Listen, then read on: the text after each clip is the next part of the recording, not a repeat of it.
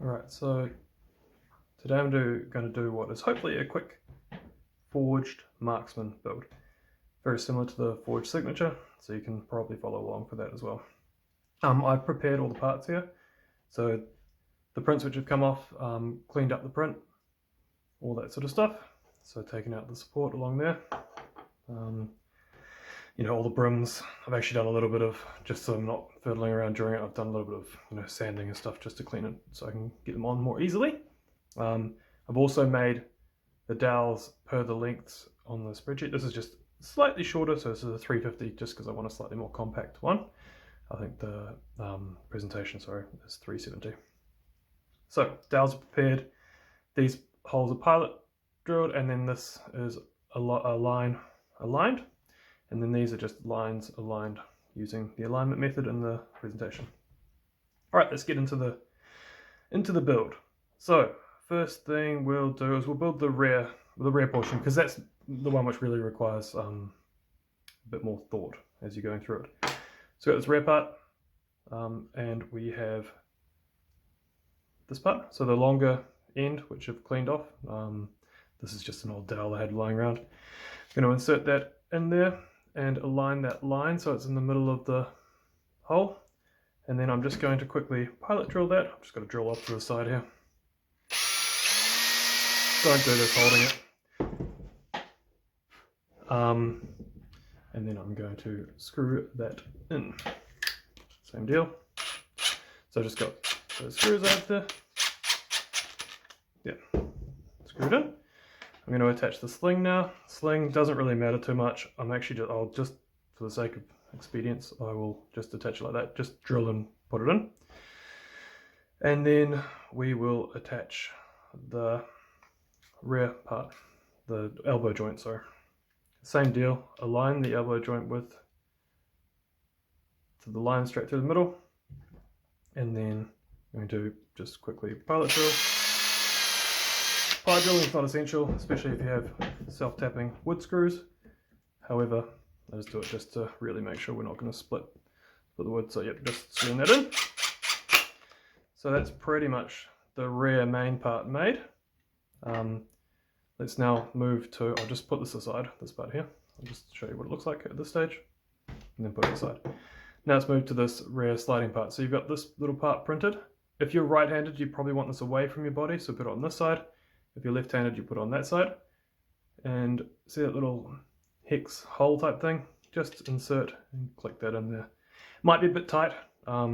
If so, just, you know, squeeze it in using a vise or hammer or whatever.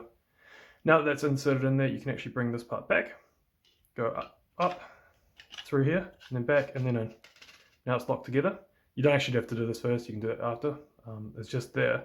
So when you bring this bolt in, you bring it in from the correct direction. So you bring it in from the other direction, push it through, and it goes into the hex you haven't blocked out. And it just stops it rotating so that when you're screwing it on with the thumb screw, the bolt doesn't spin on you. Speaking of the thumb screw, you got this part here, and you got one of these M5 nuts. You'll have to get the nuts hardware yourself. Just align it with the hex and then push it in. You should be able to push it in with your thumb. If not, you can use like sometimes I use a screwdriver on it and just tap it in lightly with the hammer. Make sure it's aligned first though. Then you bring your thumb screw along here and just rotate, rotate, rotate, rotate, and then that will, I'll just actually tighten it. That will lock it out. So that locks out the movement. Loosen, and you got your movement, and then locked out. So that's your rear part fully assembled. Now looking at the front part, nothing too complex here. You got these two holes you've drilled as per the instruction spreadsheet. They're just pilot holes. What you wanting to do here is put your cups on and screw them on. So what I tend to do, I'm actually bringing in some cups, those are production cups. So these nicer two here are production. I've got some really reject ones I'm going to use.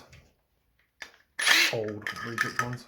So what I do is actually hold it on the end of the screwdriver there, so that, or drill or screwdriver, whatever you're using, just so it doesn't fall off. And then insert there, get it started, and then line your cup up, and then secure it down.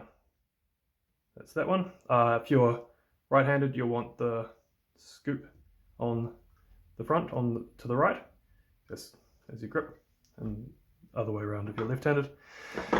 Same deal for the rear cup. So just put it on the end of the screw first, just helps out a little bit. Get it started.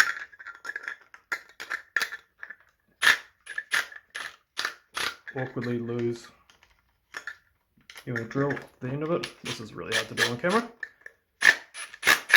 Alright, there. I'll move them away because people might think there's 2 cups right. Okay, so that's the front and rear sections. All pretty easy to do.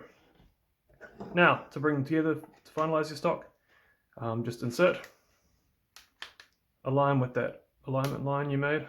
That's just so the cups and the rear are aligned. So you've just drawn that line, a constant line, using the method in the presentation. Same deal, bring a screw in, and then screw in that, and you have a gun stock. Camera angle's not really going to show the whole thing, but yeah, that's it.